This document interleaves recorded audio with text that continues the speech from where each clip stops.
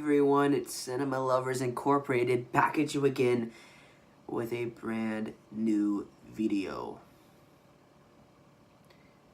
Wow. Ladies and gentlemen, today I am reviewing Fear the Walking Dead Season 4, Episode 3, and this episode has major spoilers, ladies and gentlemen. Major spoilers. Today, Fear the Walking Dead did something completely out of the ordinary. Spoiler alert again, they killed off Nick Clark. I cannot believe it. They actually killed off Nick Clark. I don't know how I feel about this. I was so shocked. Parts of me likes that they killed him off because they keep the drama going and they keep you guessing on what's going to happen next.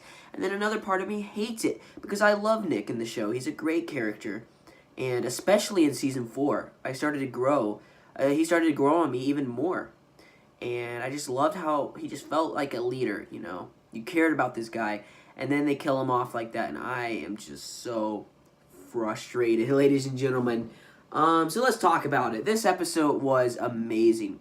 At first, I was worried that the plot would not progress. And I talked about that last week as well, that the only thing I was worried about was the tone, that the plot would take forever to progress. Well, ladies and gentlemen, I'm sorry, but I completely go against what I said last week. I mean, this episode progressed so much. You get to learn more about the Fear the Walking Dead group, you get to learn more about Althea's group, and they work together, they band together to find this evil gang of survivors that stocked up and parked outside of the baseball stadium in the flashback scenes. And, you know, Nick just wants to find this group. We really don't know what they did to Nick yet, and that's what makes this group one of the most chilling groups in the Walking Dead universe. I think that's what makes them terrifying. If we didn't have these flashback scenes with the group, with the villains, and then flash forward scenes, I think they would just be your standard villains, kind of like the Wolves. However, you don't know what's going on with these villains yet because you don't really see the whole story unfold in the flashbacks. So that's what makes them intimidating. You really get chills because no one at the stadium is really with the group, and that's chilling. That is suspenseful right there, ladies and gentlemen. That makes you fear this group, and I want to know how many there are left. There's a lot left, obviously. So, Jesus. So yeah, Nick and, you know, Morgan, they don't get along at first. We have Strand, Luciana, Alicia, Althea, John. All of them, they don't get along at all in the beginning. But then they agree to help each other out when Althea, she says, she told them she'll tell them about the flag, where she got it from, if they reveal their story. So they agree to help each other out. And there's this big, awesome walker scene when the walkers are coming up to the vehicle. And this whole episode is really Nick-centered.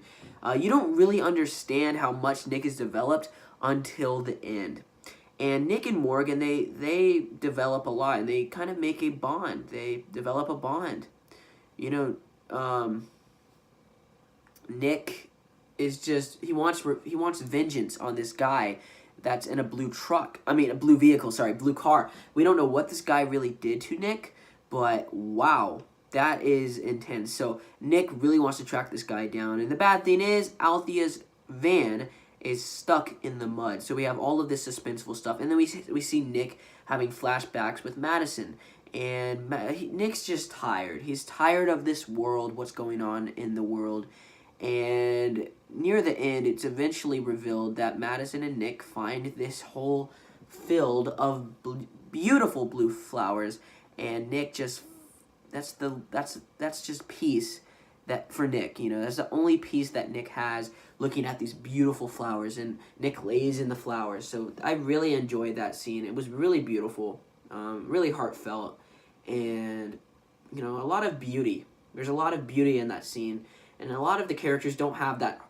They don't have beautiful moments like that in the show anymore. But Nick had that moment, and he He did not have that moment in a very, very long time, and he finally did get that moment. I really enjoy that. I really enjoyed as well every character interacting with one another.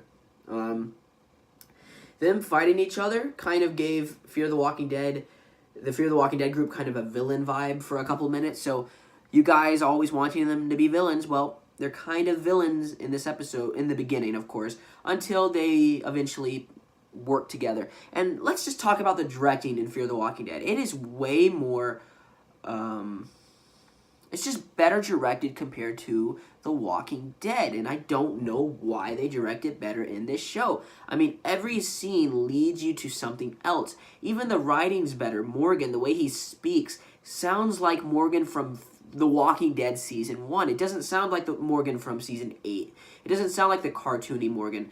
And whenever I expect Morgan to say something cartoony, he pauses and he never says it, and I'm like, oh, thank God. And Morgan feels like a real character, and I really like him. He's kind of like an old man, kind of like a Yoda in Fear the Walking Dead. I really like Morgan in Fear the Walking Dead, and I haven't liked Morgan since probably Season 5 of The Walking Dead. So, yeah, it's really good to have Morgan kind of at the center, a really good moral compass for the Fear the Walking Dead group, and he's a big focus.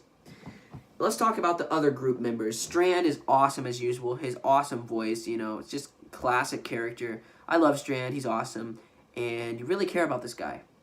So, yeah, he's trying to get to know Althea more, and Althea's, there's a lot of her past that we still have to find out, and she has some chilling past, things going on in her past, and I want to know what is going on with Althea. And John is awesome, like always. He is this awesome cowboy character. He's so lovable, yet so friendly, but can be chilling as well with his cowboy hat and awesome rifle, his guns, etc. Awesome character. The only character I really think is meh is Luciana. I just feel like she's trying to be cool like the other characters. She's trying to be hip. She's like your mother.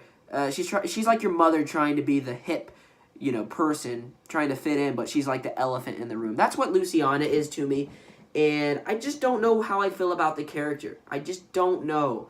I liked her in Season 2 of Fear the Walking Dead, but I just feel like they're making her too tough when she should be, I don't know, sweeter. She is sweet, but I don't know. I don't know. It's a little nitpicky thing. So let's talk about Nick wanting vengeance against this guy. In a flashback scene, Madison and Nick are going to this church, and they see the new villain's brother. And Charlie, the girl, is with this guy, and Madison tells Nick that they will get Charlie back. Well, obviously, they did not get Charlie back, and out of nowhere in the futuristic scene, in the flash-forward scene, Charlie pulls out a pistol and shoots Nick. And I'm like, I heard a gunshot. I'm like, what? And then Nick falls. I'm like, oh my God. I was in complete, utter shock. For episode 3, I never thought Nick would die. I really enjoyed what was going on in this episode. It feels like a movie. Morgan telling Nick that, there needs to be peace. And Nick just doesn't have the peace in his heart. Nick is just tired of running. He's tired of all of this. He's just tired, and he wants some sort of peace. And when he died, he kind of got peace, if you think about it. Think about it. He tries always to fit in every season. Season 1, he tried drugs. Season 2, he walked among the dead. And then in Season 3, everything from the other seasons came together. The drugs, the walking with the dead, and every crazy thing. But he also became a leader in Season 3, and he became his own person. But he was still a fractured human being. And then in Season 4, all of it just came crashing down, and he's had enough. I really like how they handled Nick, but I'm also very upset that they killed the character off.